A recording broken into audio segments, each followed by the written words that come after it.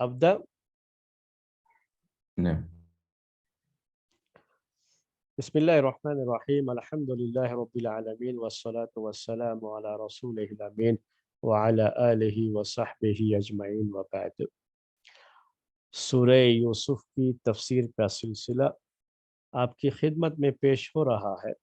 آیت نمبر 100 اس کی تفسیر پچھلے درس میں آپ کے سامنے مکمل ہوئی اور یہ تفسیر مکمل کی گئی تھی، اور تزکیہ نفس کے جو پہلو تھے اس آیت میں وہ پہلو وہ جو ہے چیزیں آپ کے سامنے اجاگر کی گئی۔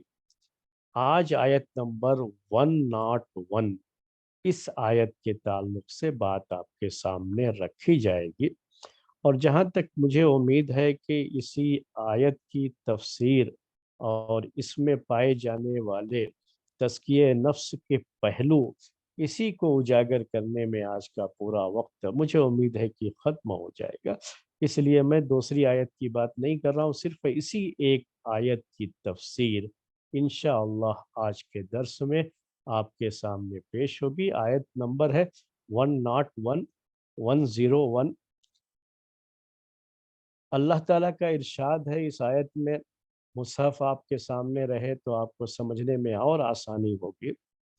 اللہ تبارک و تعالیٰ کا ارشاد ہے، ربی قد آتیتنی من الملک وعلمتنی من تأویل الاحادیث فاطر السماوات والارض انت ولیئی فی الدنیا والآخرہ توفنی مسلما والحقنی بالصالحین۔ یہ آیت ہے، میں نے جو پڑھا ابھی آیت کو اس سے آپ کو اندازہ ہو گیا ہوگا کہ 5 جگہیں ہیں جہاں ہمیں رکنا ہے اس آیت کے تعلق سے۔ تزکیہ نفس کو سامنے رکھتے ہوئے ہمیں 5 جگہوں پہ رکنا ہوگا۔ پہلی بات کیا ہے اس آیت میں کہ یہ اصل میں دعا ہے یوسف علیہ السلام کی۔ جب یہ پورا معاملہ ہو جاتا ہے، ان کے ماں باپ، ان کے بھائی سب جو ہے اب مصر میں آ گئے ہیں، اور اللہ تبارک و تعالی نے جو ان کے لیے اتنا بڑا اعزاز رکھا، اتنا بڑا ایوارڈ ان کو ملا کہ مدینے کی اس سرزمین میں ان کے اپنے ماں باپ، ان کے اپنے بھائی ان کے لیے سجدے میں گر جاتے ہیں،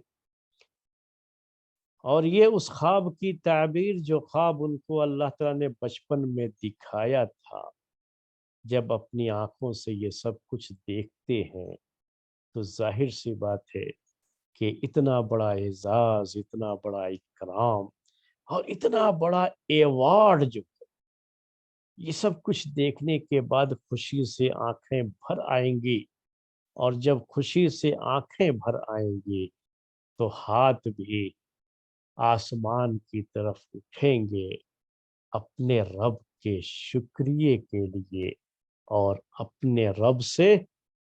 اپنے رب کا شکریہ ادا کرنے کے ساتھ ساتھ مزید دعاؤں کے لیے یہ ہاتھ اٹھنے ہیں میرے بھائی۔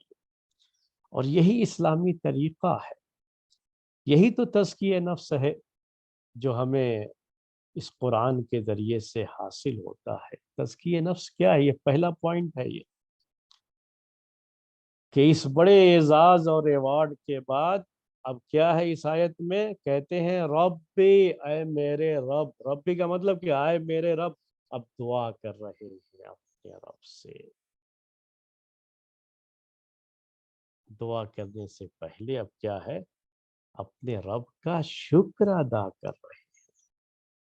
یہی ہوتا ہے جب نعمتیں ملتی ہیں نا میرے بھائیوں، تو یہ نعمتیں ہم سے تقاضا کرتی ہیں کہ ہمارے ہاتھ شکر کے طور پر اٹھنے چاہیے اپنے رب کے لیے۔ جتنا شکر کریں گے اللہ تعالیٰ اتنا ہی زیادہ دے گا، اور انبیاء کرام کا طریقہ یہی رہا ہے، اور یہی طریقہ ہم سب کا ہونا چاہیے۔ پہلا پوائنٹ ہے، نوٹ کیجئے گا، یہ نعمتیں میرے بھائیوں روز آپ کو ملتی رہتی ہیں، اور خوشی کے مواقع بھی آتے ہیں، ایسی بہت سے مواقع آتے ہیں جہاں آنکھیں خوشی سے بھر جاتی ہیں، جب آدمی دنیا کی چھوٹی چھوٹی کامیابیاں اپنی آنکھوں سے دیکھتا ہے اور تھوڑا جو اعزاز اور اکرام اسے نظر آتا ہے، تھوڑا رسپیکٹ جو اس کی بڑھتی ہے، تو یقیناً خوشی سے آنکھوں سے آنسو آ جاتے ہیں نا۔ تو اس موقع پر کیا تقاضا ہوتا ہے کہ اپنے رب کا شکر ادا کرو پہلے۔ قرآن ہی میں ہے ربی اوزعنی ان اشکر نعمتک، یہ بھی ایک نبی نے ہی کہا، دعا کی کہ اے میرے رب تو مجھے توفیق دے کہ میں شکر ادا کر سکوں، یعنی شکر ادا کرنے کے لیے بھی توفیق کی ضرورت ہے، تو اسی رب سے ہے، اسی سے مانگنا ہے۔ اسی لیے سلف میں سے ایک غالباً امام شافعی رحمۃ اللہ علیہ یا کوئی اور ہو، نام کوئی بھی ہو، لیکن بہرحال یہ بات ان سے آئی ہوئی ہے کہ اگر ہم اپنے رب کا شکر ادا کرتے ہیں، اس کی نعمتوں پر اس کا شکر ادا کرتے ہیں، تو یہ شکر ادا کرنا مزید پھر شکر ادا کرنے کو طلب کرتا ہے، کیونکہ نعمتوں پر اللہ کا شکر ادا کرنا یہ خود بھی اللہ تعالیٰ کی بہت بڑی نعمت ہے، یہ بھی اللہ تعالیٰ کی بہت بڑی نعمت ہے۔ کتنے ناشکرے ہیں دنیا میں جو نعمتوں پر خوشیاں تو مناتے ہیں لیکن رب کے شکر کی توفیق نہیں ہوتی ہے۔ اگر اس نے ہمیں توفیق دیا ہے شکر ادا کرنے کی تو یہ بھی تو اس کی بڑی نعمت ہے۔ تو شکر کی توفیق ملنا میرے بھائیوں، یہ بھی کیا ہے؟ اللہ تعالیٰ کی نعمت کا ہی ایک حصہ ہے۔ تو اب یہ بات آپ کے سامنے رہے، پہلا پوائنٹ یہ تھا، جب بھی اللہ تعالیٰ کی نعمتیں جو ہمیشہ ہیں ہی، لیکن نعمتیں آتی رہتی ہیں، خوشی کے مواقع آتے رہتے ہیں، اور جیسے جیسے یہ خوشی کے مواقع آپ کی زندگی میں آتے ہیں، آپ کو بڑی عزت ملتی ہے، رسپیکٹ ملتی ہے۔ آپ میں سے بعض بھائی ہیں جن کے بارے میں مجھے پتا ہے، ابھی جلدی ہی اللہ تبارک و تعالیٰ نے بڑی عزت اور بڑا جو ہے مقام انہیں عنایت فرمایا، انہوں نے خود مجھے بتایا بھی، ذکر بھی کیا۔ تو یہ کیا ہے؟ اللہ تعالیٰ کی بڑی نعمت ہے، بڑا شکر ہونا ہے، اپنے رب کا ادا کرنا ہے۔ کیا کرنا ہے؟ ربی، اے میرے رب۔ تو پہلی بات تو ہو گئی ہو، اب دوسری بات کہ شکر ادا کرنے میں کہہ کیا رہے ہیں یوسف علیہ السلام؟ پہلا جو ورڈ ہے اس میں کیا ہے؟ ربی، ربی، ربی۔ یہ اصل میں کیا ہے؟ ربی فی العرب، عربی میں یہ اس طرح سے ہے، یعنی میرے رب۔ یہاں یا ہے نہیں، لیکن اصل میں وہ یہی ہے، اور اس کے پہلے بھی جو یا ہے وہ جو حرف ندا کہتے ہیں، اور با کے بعد بھی یا ہے جو متکلم کی ضمیر کہتے ہیں اسے، یعنی میرے رب، جو میں کہہ رہا ہوں ترجمہ میرے رب۔ تو یہ ندا بھی ہے، ندا مطلب کیا ہے؟ کال کرنا، آواز لگانا، اپنے رب کو پکار رہے ہیں یا ربی، لیکن پورا ذکر نہیں کیا گیا۔ اتنا لمبا کہاں کرنے جائیں گے یا ربی؟ نہیں، یہاں تو دعا ہے نا، پکارنا ہے نا، جلدی کرنا ہے نا، رب کا لفظ پہلے آنا ہے زبان سے۔ تو اللہ تعالیٰ نے یا کو بھی ذکر نہیں کیا یہاں پر، یہ عربی بلاغت ہے، اسے نوٹ کیجیے گا۔ اور جو یا متکلم کی تھی ربی، اس کو بھی یا کو ذکر نہیں، وہ تو پتہ لگ جاتا ہے، یہاں جو زیر ہے نا اسی سے پتہ لگ جاتا ہے عربی جاننے والوں کو کہ یہاں بعد میں یا ہے جس کو حذف کر دیا گیا۔ یا ربی، یہ بھی نہیں کہا اللہم، اللہم۔ اللہم کا مطلب کیا ہوتا ہے؟ یا اللہ۔ اللہ تعالیٰ کے ناموں میں سے اللہ بھی نہیں کہا، کیا کہا؟ رب کہا، رب کہا۔ اللہ تعالیٰ کا اسم اعظم اللہ ہے، جس میں الوہیت کی صفت، عبادت کی جو ہے کرنے کی صفت پائی جاتی ہے کہ تنہا وہی معبود ہے اور تنہا اسی کی عبادت، اور رب میں ربوبیت کی صفت پائی جاتی ہے۔ اور یہ جو نعمتیں ملی ہیں یا یوسف علیہ السلام کو یا کسی بھی بندے کو جو نعمت ملتی ہے اللہ تعالیٰ کی طرف سے، تو یہ اللہ تعالیٰ کی صفت ربوبیت، صفت ربوبیت جو ہے اس کے عمل ہوتا ہے کہ اس کو یہ نعمتیں ملتی ہیں۔ تو جب ان نعمتوں پر اپنے رب کا شکر ادا کرنا ہے تو دعا میں کیا کہنا ہے؟ رب بھی کہنا ہے، اللہم کے بجائے، کیونکہ یہ صفت ربوبیت کا تقاضا تھا۔ یہ نعمتیں اس کی ربوبیت کا کی جو ہے جو جوش میں آئی تو ہمیں یہ نعمتیں ملی ہیں، اور ان نعمتوں کی بارش ہم پر ہوئی ہے، اس نے یہ بارش برسائی ہے نعمتوں کی۔ تو اے میرے رب، اے میرے رب، نوٹ کیا میرے خیال میں آپ نے یہ پوائنٹ، رب بھی، رب بھی، اے میرے رب، تو خاص طریقے سے رب کہا۔ اس کے بعد کیا ہے؟ قد آتیتنی من الملک، قد آتیتنی من الملک، یقیناً تو نے مجھے بادشاہت دی، قد آتیتنی من الملک، یقیناً تو نے مجھے بادشاہت دی۔ کہاں ایک چھوٹا سا بچہ جسے بھائیوں نے پیچھا چھڑانے کے لیے جس سے کنویں میں لے جا کر کے ڈال دیا، کہاں ایک نوجوان، خوبصورت نوجوان، گبرو جوان، عورتوں کے فتنے کی وجہ سے اسے جیل کی کال کوٹری میں جانا پڑا، اور وہی جوان آج اس عمر میں پورے علاقے کا بادشاہ ہے۔ یہ کس نے دیا؟ کیا کہہ رہے ہیں؟ قد آتیتنی من الملک، اے میرے رب تو نے مجھے بادشاہت عنایت فرمائی۔ یہاں یہ بھی ہوتا کہ قد آتیتنی الملک، مجھے ملک، بادشاہت دی، مجھے ملک عطا فرمایا۔ اور کون سا ملک؟ یہ مصر کا، مصر جو ہے یہ علاقہ، یہ کنٹری ہے اللہ، تو نے اس کی بادشاہت مجھے دے دی۔ اللہ تعالیٰ کا شکر کس کے اوپر ادا کر رہے ہیں؟ یہ بادشاہت ملنا کون سی نعمت مانی جاتی ہے؟ دنیا کی نعمت مانی جاتی ہے؟ مانی جاتی ہے کہ نہیں؟ دنیا کی ہی تو نعمت ہے یہ۔ ہمارے بعض بھائیوں کو شاید یہ رہتا ہے کہ دنیا سے تو ہمارا کوئی تعلق نہیں بھائی، ہم تو جو ہے یہ کوئی، یہ تو آنی جانی چیز ہے، یہ تو ہوتا رہتا ہے۔ نہیں میرے بھائیوں، اللہ تعالیٰ جب دنیا بھی ہمیں عنایت کرتا ہے نا تو یہ اللہ تعالیٰ کی بڑی نعمت ہے۔ یہ بھی دنیا کی عزت، دنیا کی یہ دولت بھی اگر ہمیں ملتی ہے تو یہ اللہ تعالیٰ کا کرم ہے اور اس کی نعمت ہے، اور اس نعمت پر بھی اپنے اس رب کا ہمیں شکر ادا کرنا۔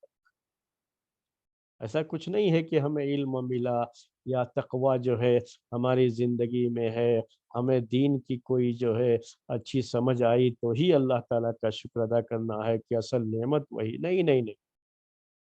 دنیا میں رہتے ہوئے ہم دنیا سے الگ نہیں رہ سکتے، ہم تو اسی کا ایک پارٹ ہے، اسی کا ایک حصہ ہے، اور اسی دنیا میں ہمیں زندگی گزارنی ہوتی ہے۔ تو دنیا کی دولت بھی جب ملتی ہے، دنیا میں آپ کو جب عزت ملتی ہے، اس دنیا میں جب آپ کو بادشاہت مل جائے، آپ کو حکومت مل جائے، تو یہ بھی اللہ تعالیٰ کا بڑا کرم ہے اور بڑی نعمت ہے اللہ تعالیٰ کی۔ اسی کو تو بیان کر رہے ہیں، قد آتیتنی من الملک۔ یہاں ہم نے آپ سے کہا کہ آتیتنی الملک بھی نہیں کہا، بلکہ کیا کہا؟ من الملک، مجھے تھوڑی بادشاہت دے دیے۔ ایسا بھی کچھ نہیں ہے کہ پوری دنیا کی بادشاہت دے دی، نہیں، پوری کائنات کی بادشاہت دے دی، ایسا بھی نہیں۔ کیا ہے؟ صرف بس تھوڑی سی مجھے بادشاہت جو دے دی، یہ جو تھوڑی سی بادشاہت، مصر، ملک مصر کی یہ بادشاہت، یہ بھی بڑا انعام ہے، بڑا اکرام ہے رب کا، بڑی نعمت ہے اس کی۔ اپنی اللہ کی اس نعمت پر، اپنے رب کی اس نعمت پر وہ اپنے رب کا شکر ادا کر رہے ہیں کہ ربی قد آتیتنی من الملک۔ اب اس کے بعد یہ الگ الگ پوائنٹس جو ہم رکتے جا رہے ہیں تو اسی کو آپ نوٹ کرتے جائیے۔ کیا کہا؟ وَعَلَّمْتَنِي مِن تَأْوِيلِ الْأَحَادِيثِ، اور تو نے مجھے خوابوں کی تعبیر سکھائی۔ تیرا شکر ہے میرے رب، تو نے مجھے بادشاہت عنایت فرمائی۔ پہلے بادشاہت کی بات ذکر کی، اس کے بعد اب کیا ذکر کر رہے ہیں؟ علم کی بات ذکر کر رہے ہیں کہ یہ علم، کون سا علم دیا اللہ تعالیٰ نے ان کو؟ ایک ایسا خاص علم، خوابوں کی تعبیر کا علم۔ وَعَلَّمْتَنِي مِن تَأْوِيلِ الْأَحَادِيثِ، اور تو نے مجھے خوابوں کی تعبیر کا علم دیا، خوابوں کی تعبیر کا علم دیا۔ ذرا غور کیجئے گا، پہلے کیا ذکر کیا انہوں نے؟ بادشاہت کا، ملک کا، جو ملک نعمت ہے اللہ تبارک و تعالیٰ کی بہت بڑی، اور اس کے بعد کیا ذکر کر رہے ہیں؟ علم کا، جو علم اللہ تعالیٰ نے انہیں عنایت فرمایا، خوابوں کی تعبیر کا علم۔ سوچئے تھوڑی دیر کے لیے، یہ سوچنے کا مقام ہوتا ہے نا، آیات میں غور و فکر کرنا ہوتا ہے۔ قرآن میں جگہ جگہ ہے کہ قرآن میں غور و فکر کرو، تدبر کرو، یہی سب جو ہے سوچنا ہوتا ہے بیٹھ کر کے۔ دیکھو اللہ تعالیٰ نے اس چیز کو کس طرح سے بیان کیا ہے، اور اس بیان میں ہمارے لیے نصیحت کے اور تزکیہ نفس کے کتنے پہلو ہیں، اسی کو تو نوٹ کرنا ہوتا ہے میرے بھائی۔ دیکھیے کتنی بڑی بات ہے یہ۔ پہلے ذکر کیا بادشاہت کا، پھر ذکر کیا کہ خوابوں کی تعبیر کا مجھے علم دیا۔ ان کو جو بادشاہت ملی ہے، دنیا کے لحاظ سے بیان کر رہا ہوں آپ کو، جو ظاہری اسباب ہیں اس کے لحاظ سے بیان کر رہا ہوں، کہ ان کو جو اصل میں بادشاہت ملی یوسف علیہ السلام کو مصر میں، اس میں ایک سبب، سورس جو دنیا کے لحاظ سے رہا، وہ تو اللہ تبارک و تعالیٰ کی توفیق اور اسی کے کرم سے اور اسی کے فضل سے، لیکن دنیا میں جو اس کا ظاہری اور مادی سبب تھا، جو سورس تھا، یہ خوابوں کی تعبیر کا علم ہی تھا۔ نوٹ کیا آپ نے اس پوائنٹ کو؟ خوابوں کی تعبیر کا جو علم تھا نا ان کے پاس، جو اللہ تعالیٰ نے انہیں نوازا تھا اس سے، اور جو اپنے قیدی کے، جو جیل کے ساتھیوں کو انہوں نے ان کے خوابوں کی تعبیر جو بتائی تھی، اللہ تعالیٰ نے جو علم دیا تھا وہاں اس کو کام میں لے کر کے آئے، اور اپنے جیل خانے کے اپنے جو ہے جو جو ساتھی قیدی تھے ان کے خوابوں کی تعبیر جو بتائی، اور وہ تعبیر بالکل سچی نکلی۔ تو یہی تو سبب بنا میرے بھائیو، یہی تو ریزن بنا کہ جب بادشاہ نے خواب دیکھا اور کوئی اس کی صحیح تعبیر نہیں کر سکا، تو دوڑے یوسف کے پاس گئے، جو جیل میں کی کال کوٹری میں تھے، جیل میں بند تھے۔ ان کو نکالا گیا اسی خواب کی تعبیر کا علم ہونے کی وجہ سے، اور یہی علم و سبب بنا کہ ان کو بادشاہت مصر کی ملی۔ جو قصہ آپ کے سامنے پہلے آ چکا ہے وہ قصہ ہے، لیکن یہ تزکیے کا جو پہلو ہے اس کو نوٹ کیجئے۔ یہ علم یاد رکھیے گا، یہ علم انسان کی دنیاوی ترقی کا بھی سبب بنتا ہے، سورس ہے، یہ ریزن ہے۔ یہ علم ہوتا ہے تو دنیا میں بھی ترقی ملتی ہے، یہ بڑا سورس ہے۔ اس لیے علم کے میدان میں کبھی پیچھے نہیں رہنا چاہیے۔ بہت سے لوگ یہ سمجھتے ہیں کہ نہیں، ہمیں کیا ضرورت ہے اتنا علم حاصل کرنے کی اور یہ کرنے کی وہ کرنے کی۔ نہیں میرے بھائی، یہ علم سبب ہے، ریزن ہے دنیا میں بھی آگے بڑھنے کا، اور یہ علم سبب ہے، ریزن ہے دین میں بھی آگے بڑھنے کا، اور یہ علم سبب ہے، سورس ہے ایک جنت میں اونچا مقام پانے کا بھی۔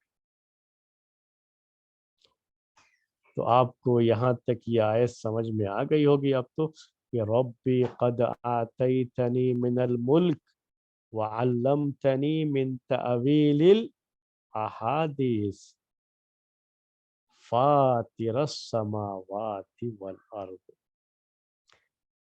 کہا فاطر السماوات والارض، اس کا بھی مطلب یہی ہے، یا فاطر السماوات والارض، اے زمین و آسمان کے پیدا کرنے والے، اے آسمان و زمین کے پیدا کرنے والے، فاطر السماوات والارض۔ فاطر کے معنی یہاں پر خالق کے، خالق۔ تو فاطر السماوات کا مطلب ہوا خالق السماوات والارض، اے آسمان و زمین کے پیدا کرنے والے۔ اب ایک چیز اور جڑ گئی ساتھ میں، پہلے کیا تھا؟ اے میرے رب، تو نے مجھے بادشاہت عنایت فرمائی، مجھے خوابوں کی تعبیر سکھلائی، اے آسمان و زمین کے پیدا کرنے والے، کیا ہے؟ انت ولی فی الدنیا والآخرہ، تو ہی میرا ولی ہے، انت ولی، تو ہی میرا ولی ہے، فی الدنیا والآخرہ، دنیا اور آخرت میں، یعنی تو ہی میرا ولی ہے دنیا میں بھی، اور تو ہی میرا ولی ہے آخرت میں بھی۔ اب سوچئے میرے بھائیوں،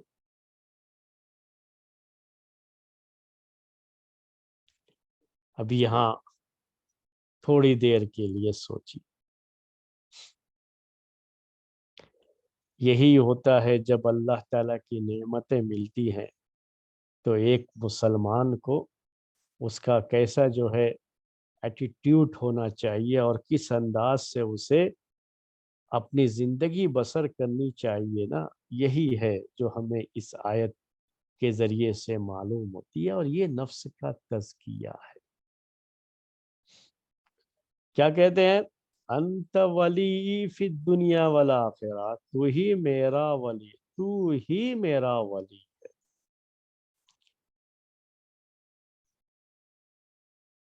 دنیا میں بھی اور آخرت میں بھی۔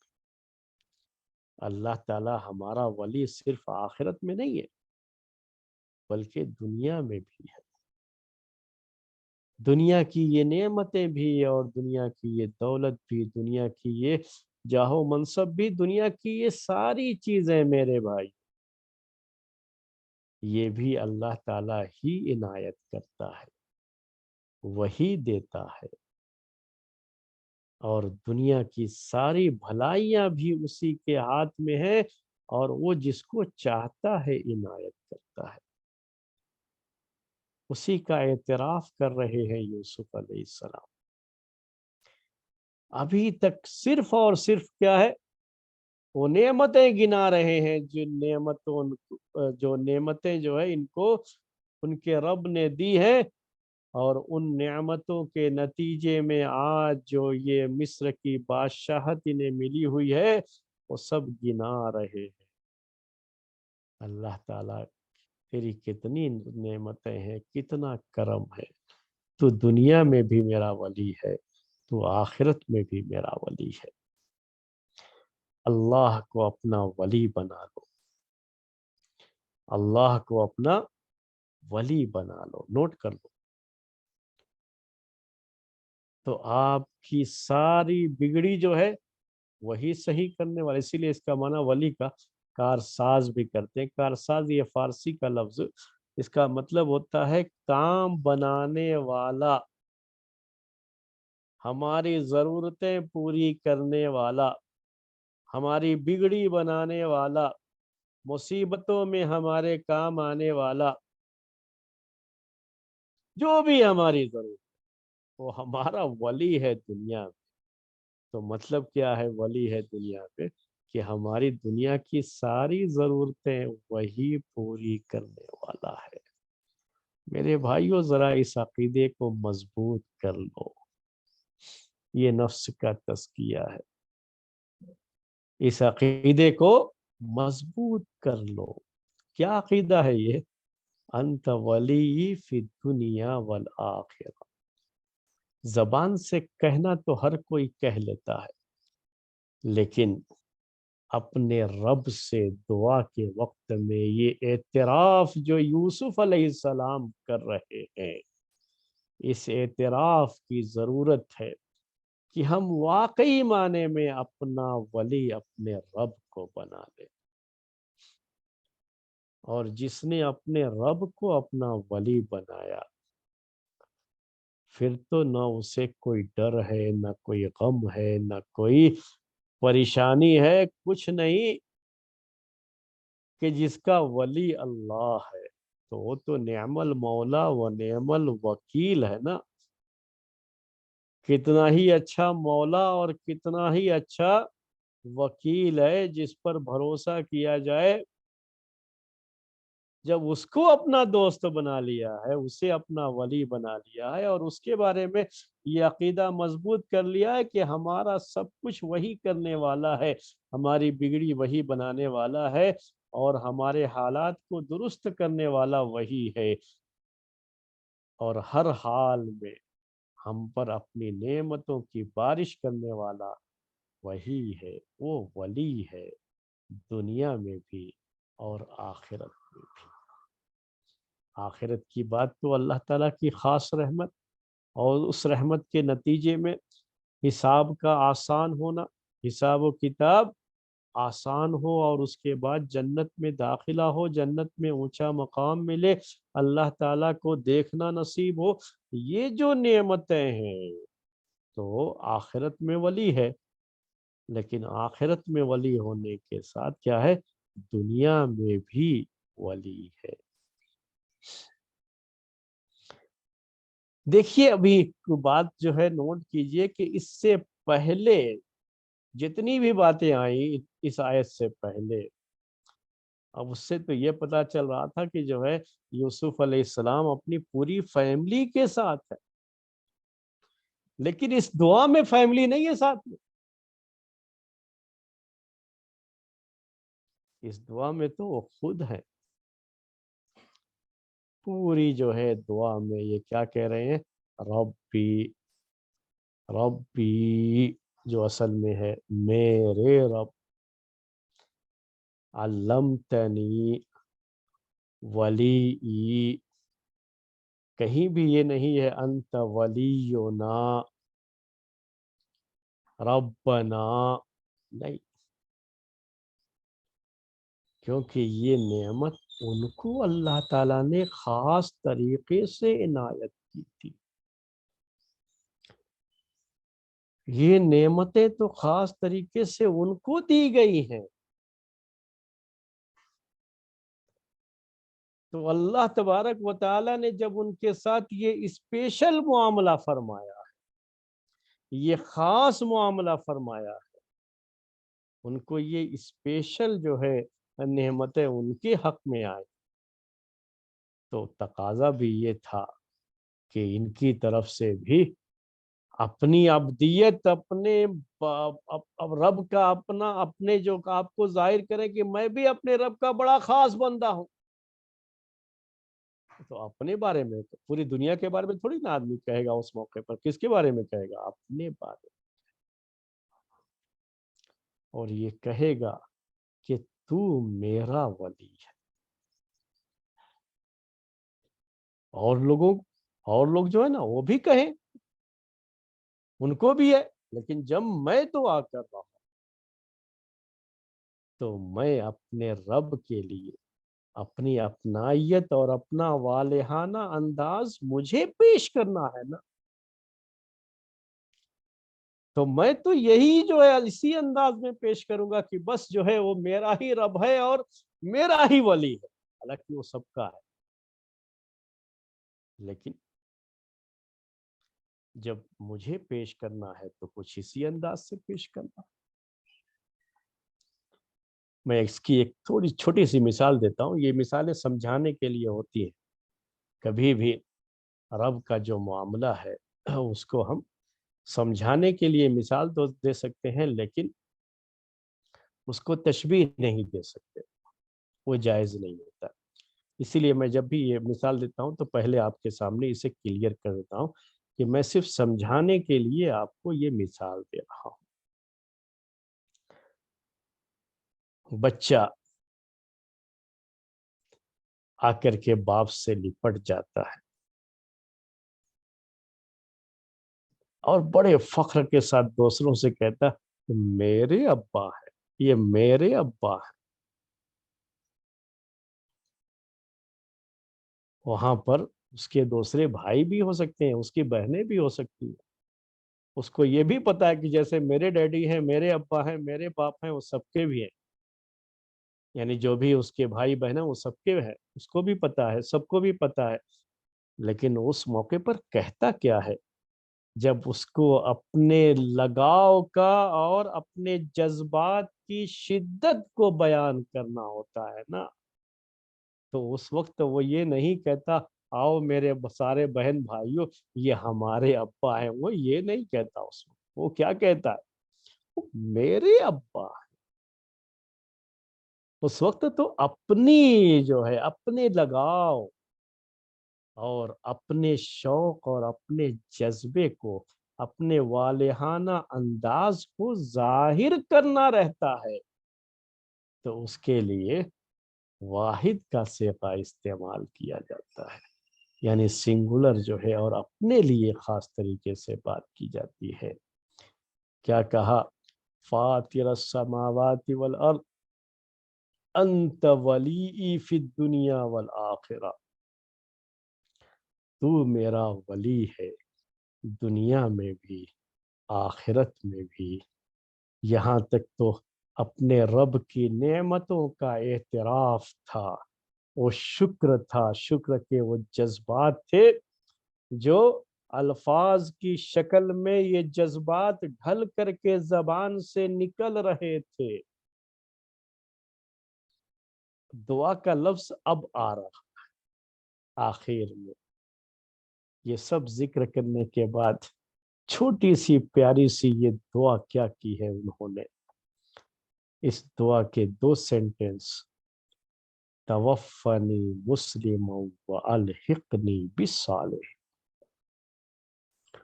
2 ٹکڑے ہیں دعا کی. کہا توفنی مسلمہ، اتنی ساری نعمتیں تو ہو گئیں رب کی، ان کا ذکر بھی آ گیا. اب اپنے رب سے دعا کیا کر رہے ہیں کہ توفنی مسلمن، کہ تو مجھے وفات دے اس حال میں کہ میں اسلام پر رہوں. میری وفات آئے تو اسلام کی حالت میں، یعنی میری پوری زندگی ہے میرے رب تیری اطاعت میں، تیری فرما برداری میں اور تیرے احکام کو فالو کرنے میں. جیسا تیرا حکم ہو تیرے حکم کے آگے سر تسلیم خم کرنے میں میری پوری زندگی گزرے. جب یہ آنکھ بند ہو اور دنیا سے میرا تعلق ختم ہو، میری زندگی کا سورج جب ڈوبنے لگے تو بھی اسلام کی حالت میں ہی ڈوبے. पहली जो दुआ के 2 सेंटेंस हैं वो ये उसका पहला हिस्सा है मेरे भाई। और यहाँ आपको गौर करना है, नफ्स का तज़किया है। नेमतें अल्लाह ने हमें बहुत दी, बहुत नेमतों से नवाजा। उन नेमतों पर अपने रब का शुक्र अदा कीजिए और शुक्र अदा करने के साथ ये दुआ कीजिए कि जो सबसे बड़ी नेमत है अल्लाह ताला की वो इस्लाम है। हम इंसानों पर अल्लाह ताला की सबसे बड़ी नेमत क्या है? इस्लाम। हमारा दीन, हमारा ईमान, ये अल्लाह ताला की सबसे बड़ी नेमत है। तो ये सबसे बड़ी नेमत मिली है, लेकिन कहीं छिन न जाए तो क्या करना है? इसके लिए भी अपने रब से दुआएं करनी है। और नेमतें छिन जाएं परवाह नहीं, लेकिन ऐ मेरे रब, अपने रब का शुक्र अदा करने के साथ साथ क्या कह रहे हैं कि ऐ मेरे रब, तवफ़्फ़नी मुस्लिमन, मेरी वफात आए तो इस हाल में आए कि मैं मुसलमान रहूं, इस्लाम पर कारबंद रहूं, अपने रब का मुती व फरमा बरदार रहूं और उसी के दीन का फॉलोअर रहूं, इसी हाल में मेरी वफात आए। तो मतलब क्या है? मेरी पूरी जिंदगी इस्लाम के सांचे में ढली हुई रहे और आखिरी दम तक, आखिरी सांस तक यही इस्लाम मेरे दिलो दिमाग में रचा बसा रहे। यही दुआ कर रहे हैं और यही दुआ करनी होती है। हमेशा अपने रब से मांगिए। जब भी अल्लाह ताला मजीद नेमतों से नवाजता है ना, तो उन नेमतों पर उसका शुक्र अदा करते हुए ये जरूर मांगिए कि अल्लाह ताला नेमतों का ये सिलसिला ऐसे ही बाकी रखे जिंदगी की आखिरी सांस तक। ये दुनिया का मामला है और इस्लाम पर बाकी रखे। कलिमे ला इलाहा इल्लल्लाह पर ही इस दुनिया से रुखसती हो। ये है रब की सबसे बड़ी नेमत। क्या के कॉन्टिन्यूअस, ये जो है ना कंसिस्टेंसी जिसे आप कहते हैं, ये इस्तिकामत, ये इस्तिमरारियत, ईमान पर और इस्लाम पर ये इस्तिमरारियत जो है ना, उसके लिए दुआ कर रहे हैं। नेमतों के बाद नेमतों के बाकी रहने की दुआ भी करनी होती है। और सबसे बड़ी नेमत इस्लाम है, तो खास तरीके से इस्लाम पर बाकी रहने की दुआ। अब ये जिंदगी की आखिरी सांस तक की दुआ तो हो गई। अब मरने के बाद क्या है?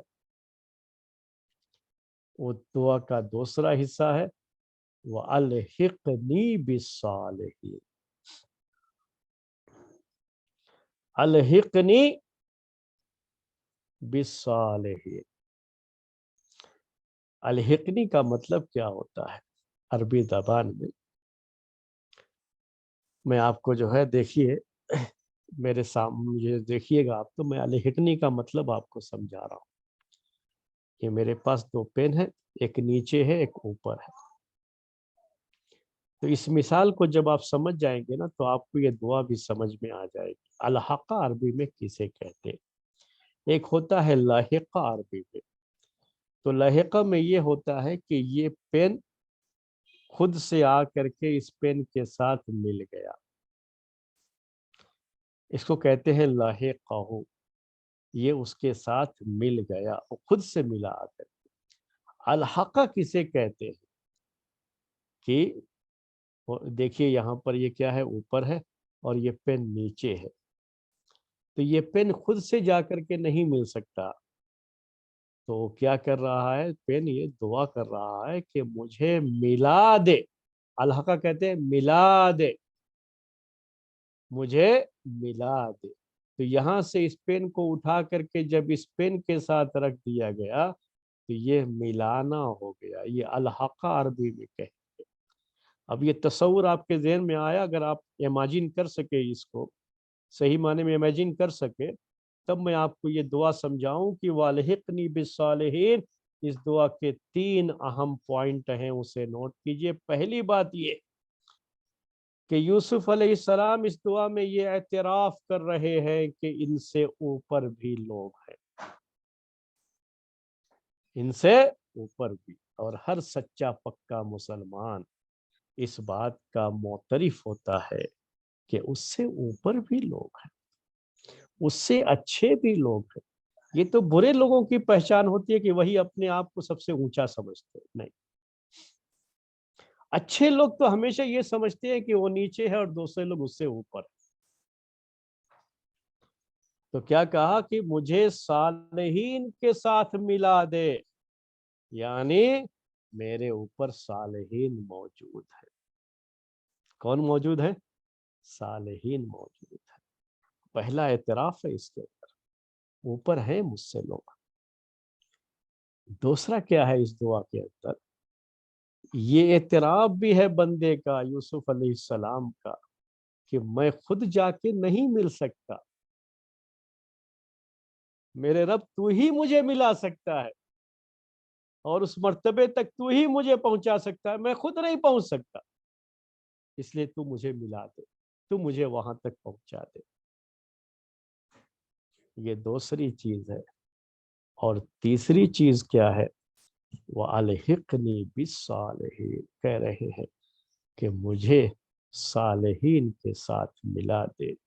یہ قیامت کے دن جنت کے درجے کی بات کر رہے ہیں۔ دنیا کی بات تو ہو گئی کہ دنیا کی یہ نعمتیں زندگی کی آخری سانس تک رہے، اور جنت میں بھی اے اللہ تو مجھے صالحین کے ساتھ ملا دے، یعنی جو سب سے اونچا مقام ہوگا، جو تیرے نیک بندوں کا مقام ہے، ان کی جگہ ہے۔ اے میرے رب تو اپنے فضل و کرم سے اور اپنے خاص رحمت سے مجھے ان سے ملا دے۔ میں بھی ان کے ساتھ چاہتا ہوں کہ میں ان کے ساتھ۔ یہ ہے پوری آیت۔ شاید آپ کو آیت اچھی طرح سمجھ میں آ گئی ہوگی، اور نفس کے تزکیے کے جو پہلو ہیں وہ بھی اجاگر ہو گئے ہوں گے۔ ان سارے پوائنٹس کے ساتھ جو میں نے ابھی آپ کو بتائے، اب پھر سے یہی آیت پڑھیے، دیکھیے کتنے آپ کو لذت ملتی ہے اس آیت کو پڑھنے میں۔ ربی قد آتیتنی من الملک وعلمتنی من تأویل الاحادیث فاطر السماوات والارض انت ولی فی الدنیا والآخرہ توفنی مسلما والحقنی بالصالحین۔ یہ ہے پوری آیت، اور پوری آیت کا یہ مفہوم، پوری آیت کی یہ تفسیر، اور اسی پر آج کا یہ درس ہم ختم کرتے ہیں۔ تزکیے کی یہ کلاس یہیں پر ہماری ختم ہوتی ہے، اس کے بعد ہماری عربی کلاس ہوگی۔ والسلام علیکم ورحمۃ اللہ وبرکاتہ۔